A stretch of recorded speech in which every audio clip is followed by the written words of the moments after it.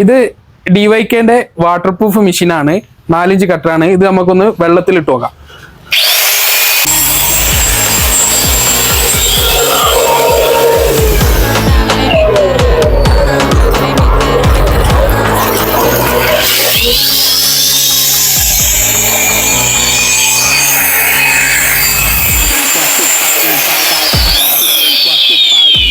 ഇതാണ് DYKന്റെ 4 inch marble cutter.